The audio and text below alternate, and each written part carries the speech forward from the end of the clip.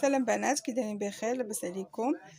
خدامه في هاد الجلابه، قلت علاش ما نصورش معكم هاد الرشيمه اللي هي ساهله، ما فيها حتى شي حاجه، فقط خطوط اللي ما بيناتهم عندي 3 سنتيمتر ما بين خط والخط.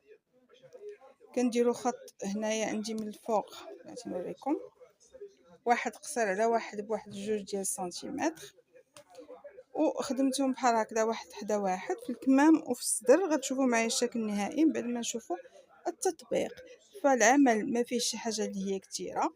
عندي الخيط، انا هنا كنخدم بهذا الخيط هذا ديال المرمى. هذا راه الخيط راه قاصح بزاف، ما كيبغيش كاع يتقطع، لذلك انا كنخدم به غير على 2. شوفوا البنات، راه يجرحك وما يتقطعش، لذلك كنخدم به على 2 ديال الشعرات. اما الا كنتو غتخدموا بالخيط العادي راه غديروه بيان سور على 4 ديال الشعرات. البراء رقم 12. غنخدم غادي نخدم بالمهرس. عندي هنا المهرس MGB، وعندي الموزونه الكحله، ها هي انا نوريها لكم كي دايره، بلا صغيره وبلا. غادي نبداو على بركه الله. بحال دابا حنا يلاه اول مره بحال خشينا الخيط يلاه في الاول كنخشيو الخيط في الخط ديالنا وكنعمر. هنا غتعمروا شحال ما بغيتو، انا كنعمر ب5 ديال الغرزات.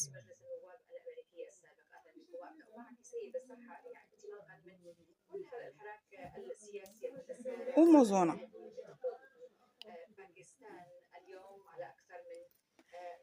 ملي كنكون في الاول غنبدا في الجهه اللي بغيت، مثلا حنا كلهم كنبداهم من الجهه ديال اليمين. ملي كنكونوا طالعين راه كنبداو نضربوا ضربه في اليمين ضربه في اليسار. بحال دابا عندي هاد الضربه هادي في اليمين، انا فين غنضرب هنايا، يعني كنبعد على هذا الخط هذا بواحد نص سنتيم تقريبا. كندير الطول ديال المسافه ديال العقيق اللي عندي، يعني كتوليو شادينها في يديكم خلاص صافي. غادي نجي غنضرب هنا وغادي نخرج في النص ديال هاد المسافه هذه ما بين هاد البلاصه وما بين هاد البلاصه، نخرج في النص ولكن دائما في الخط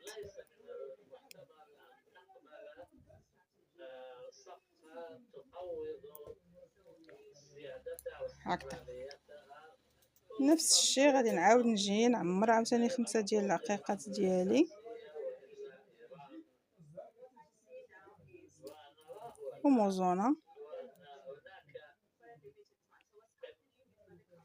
خدمنا دابا على اليسار، دابا غنجي هنايا حدا ليا في اليمين ونعاود ندخل في النص ديال المسافه.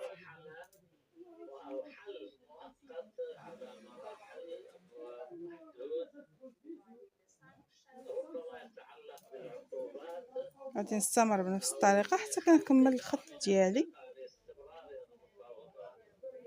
كنظن هاد الخدمه هادي اي وحده تقدر تخدمها، ماشي ضروري تكون نباته واعره.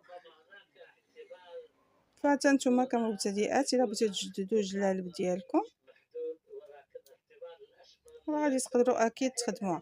بالنسبه للرشيم ديال 2 ديال لي دوفون او الكمام او الطريقه اللي تجيكم سيميتريك، غادي نخلي لكم الفيديو، الرابط ديال الفيديو في صندوق الوصف. صورته معكم شحال من مره.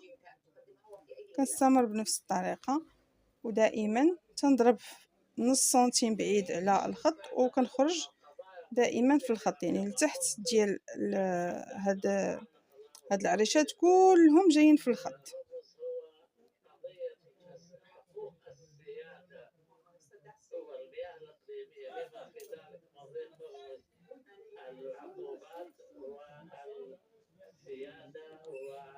يدي من التحت، يدي من التحت تحت هنايا باش اولا كندفع البرا، وثانيا كنكون متاكده ان الخيط ما غاديش يتجمع ليا لتحت، تنكون متاكده ان الخيط كله جبدته هنايا. فغنستمر بنفس الطريقه حتى نسالي الخطوط ديالي كاملين من هنا ومن الجهه القداميه، لان انا هنا عندي لي دوفون راني مخيطاهم مع بعضياتهم باش كتجيني الخدمه مقاده.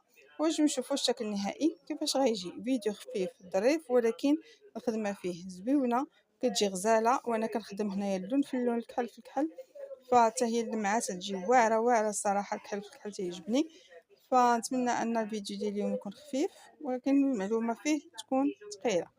فنتمنى نشوف جديد بعدكم حتى نتوما بهذا الرشيمة، وتهلاو في راسكم، وأستودعكم الله الذي لا تضيع ودائعه.